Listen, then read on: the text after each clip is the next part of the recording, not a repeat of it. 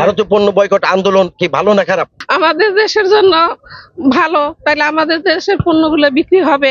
দুর্নীতিগুলা এইসবগুলাও কমানো উচিত, করে দেশীয় প্রোডাক্ট গুলা মানুষের মধ্যে ছড়িয়ে দেওয়া উচিত। অবশ্যই তো প্রভাব তো পড়বে। তাছাড়া হচ্ছে যে আমার মনে হয় যে আমাদের দেশের পণ্যগুলো ব্যবহার করা আমাদের জন্য সবচেয়ে বেশি কার্যকরী, কারণ হচ্ছে যে অন্য দেশের প্রোডাক্টের চেয়ে আমাদের দেশের প্রোডাক্টগুলো সবচেয়ে ভালো হয়।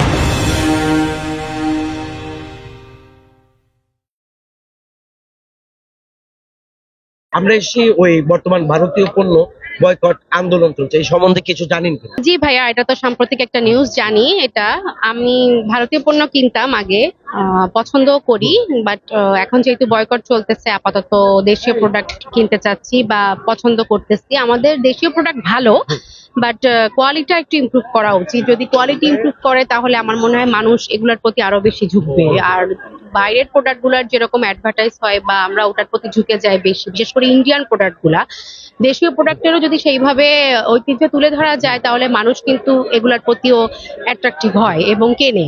এই বিষয়ে রাষ্ট্রের কোনো ভূমিকা থাকতে পারে?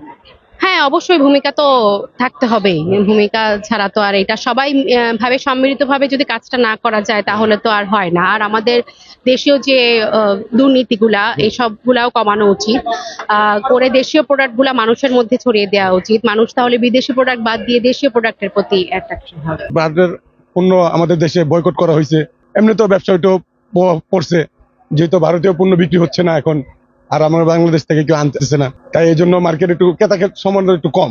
আচ্ছা, আপনারা কি ভারতীয় পণ্য কি কি কেনাকাটা করেন? ভারতীয় পণ্য শাল কিনি, বিছানার চাদর কিনি, এই ধরনের বেশি। আপনারা জানেন যে ভারতীয় পণ্য বয়কট আন্দোলন চলছে, এই সম্বন্ধে হ্যাঁ, আপনি হ্যাঁ। জানেন? হ্যাঁ, আন্দোলন চলছে। এখন আমাদের দেশে প্রোডাক্ট আসে না, প্লাস মানুষ যে আনতে যায় ভিসা করে, ভিসা বন্ধ করে দিছে। হ্যাঁ। ভারতীয় পণ্য বয়কট আন্দোলন কি ভালো না খারাপ? আমাদের দেশের জন্য ভালো, তাহলে আমাদের দেশের পণ্যগুলো বিক্রি হবে। আর ভারতেরটা আসলে তো আমাদের দেশের পণ্যগুলোর দাম থাকে না, পাবলিক ওইটাই খুঁজে। তো এটা যদি সরকার করে দেয় তা আমাদের দেশের মান বাড়বে, আমাদের দেশের কাপড়ের উৎপাদন বাড়বে, ক্রেতারা কিনবে, যারা তৈরি করে তাদের উৎসাহ বাড়বে। পোশাক শিল্পটাই আমাদের জন্য সবচেয়ে বড় একটা খাত। এটা তো আর অন্য দেশের জন্য, আমাদের দেশের থেকে পোশাক নিয়ে ওরা বিক্রি করে, কিন্তু এই জায়গায় দেখা যায় আমরা মার্কেটে পোশাক কিনতে আসি, কিন্তু ওই দেখা যায় ইন্ডিয়ান গুলাই আমরা খুঁজি। আমাদেরই দোষ, আমরা ইন্ডিয়ান গুলাই খুঁজি, আমরা বাংলাদেশ গুলা নেই না। ভারতীয় পণ্য বয়কট আন্দোলন চলছে, এই বিষয়ে আপনি কিছু জানেন কিনা? আগে আমাদের ব্যবসা অনেক ভালো ছিল, এখন ব্যবসা একটু ডাউন খেয়ে গেছে। কেন এটা? এটা আমরা বলতে পারি না কেন এটা হচ্ছে। তার মানে ভারতীয় পণ্য আগের মতো চলছে না, না। দেশি জিনিসের প্রতি আগ্রহ বেশি। হ্যাঁ, অবশ্যই তো প্রভাব তো পড়বে। তাছাড়া হচ্ছে যে আমার মনে হয় যে আমাদের দেশের পণ্যগুলো ব্যবহার করা আমাদের জন্য সবচেয়ে বেশি কার্যকরী, কারণ হচ্ছে যে অন্য দেশের প্রোডাক্টের চেয়ে আমাদের দেশের প্রোডাক্টগুলো সবচেয়ে ভালো হয় আমাদের জন্য। আমাদের দেশের যেসব মশলাগুলো আছে এগুলো ব্যবহার করলে খাবারের গুণগত মানও অ্যাকুরেট থাকে। সাদা গোলমরিচটা, কালো গোলমরিচটা, এগুলো নিতেছে।